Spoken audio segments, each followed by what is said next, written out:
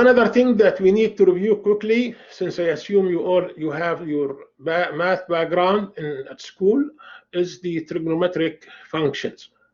Three important functions which we use in physics when you solve problems.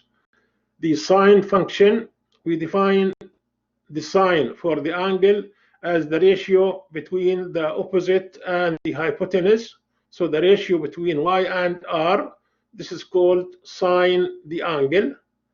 The ratio between the adjacent and the hypotenuse, x divided by r, this is called cosine theta. The ratio between the opposite and the adjacent, y divided by x, is called the tangent of the angle, tan theta. Okay?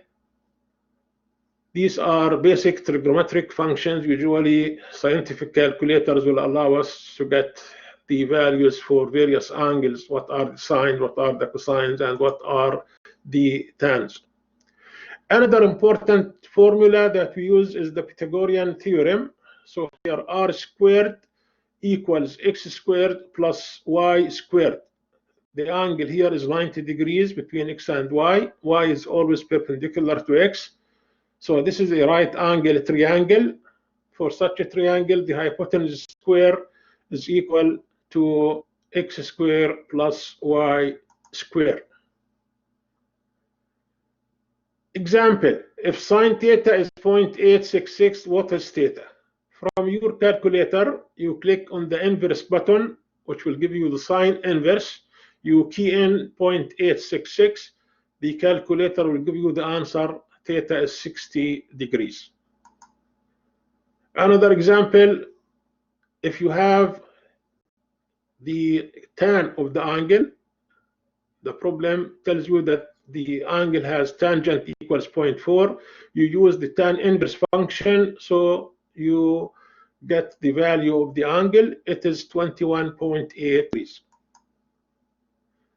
We move on to vectors.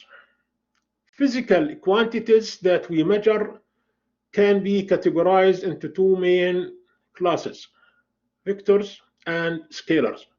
Some quantities, you cannot describe them with magnitude only. You need also to specify the direction. While some other quantities, it is enough to just talk about the magnitude. The ones that require direction information are called vectors. The ones that do not require direction information are called scalars. So we always deal with scalars or vectors when we have physical quantities. For example, mass is a scalar. It doesn't have any direction. Temperature also is a scalar. On the other hand, velocity is a vector. If I tell you the velocity is 50 miles per hour, I need to tell you in which direction so that you understand where this object is moving. Is it moving north, east, south, southwest, whatever? You need to know the direction. However, the magnitude of the velocity is called speed. The magnitude of the velocity vector is called speed. Speed is a scalar. Speed is a scalar. So in general, a vectoric quantity is characterized by both magnitude and direction, while a scalar quantity is characterized by magnitude only, no direction.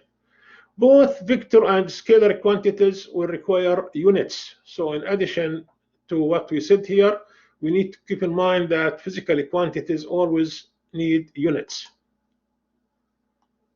In this slide, we see a group of vectors. These vectors have the same length, the same magnitude, and they all point toward the same direction. Because of that, these four vectors are identical. These vectors are identical. So shifting the vector from one place to another, as long as you are not changing the direction or changing the magnitude, will not change the vector. Now, how to add vectors? Suppose we have a vector A and another vector B.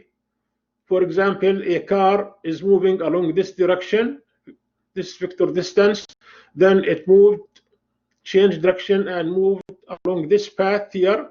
So the question, what is the resultant change in the location of the car? To answer that question, this would be the result. The resultant is vector A plus vector B. To add vector B to vector A, you put the bottom of vector B at the tip of vector A this way, and then you close this from the bottom of vector A, this is the starting point, to the tip of vector B, this is the final point. So this will give us the displacement. So this displacement R is equivalent to having these two displacements, A then followed by B. This is the same as saying vector B this way and vector A that way. Again, the resultant is the same resultant. As you can see, this vector is the same as this vector. So B plus A is the same as A plus B. We call this addition of vectors graphically. So you draw the vectors with the proper directions using protractor and proper length. You will use a meter stick. So this way you can predict the resultant for these two vectors. Here we have four vectors.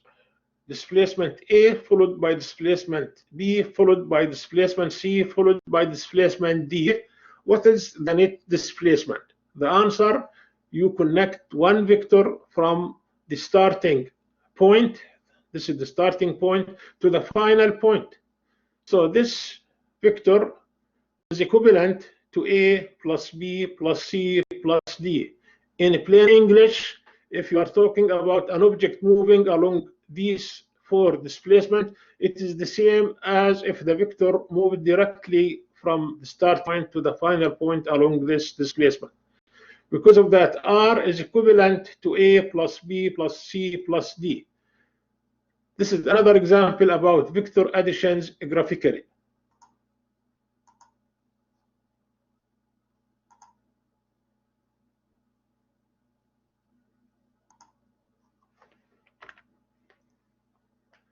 Now, subtraction of vectors. Subtraction is a special case of addition. If you understand addition, you should be able to do subtraction. So if you have A minus B, this is the same as saying A plus a vector called minus B. Okay? So if this is B, then minus B is just a vector in the opposite direction. This is the meaning of the minus sign. The direction is reversed, but the magnitude is the same magnitude. So now you are adding A to minus B. This would be the resultant. This would be the resultant, A minus B. Straightforward. Okay? This would be the resultant.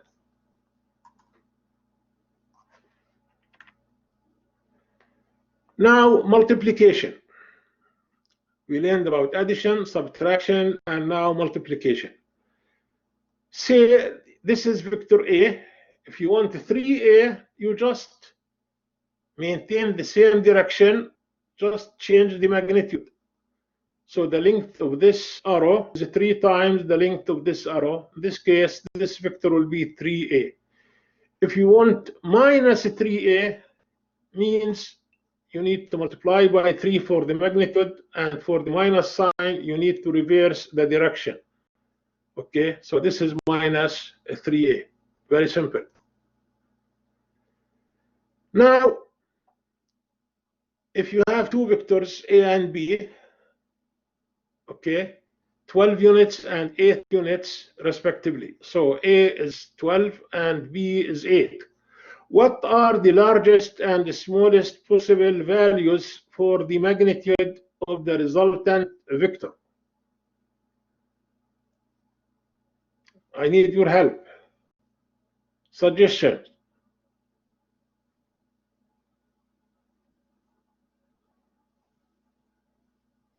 Any suggestion?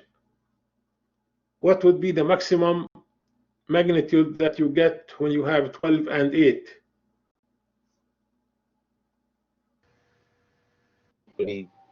20 and 4.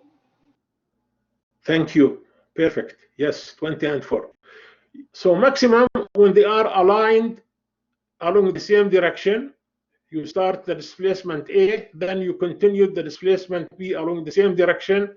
This way, the total displacement would be 12 plus 8, which is 20. The minimum, on the other hand, it would be as if you have the first displacement in one direction, then you went backward in the reverse order, so it would be 12 minus 8, which is 4. Yes?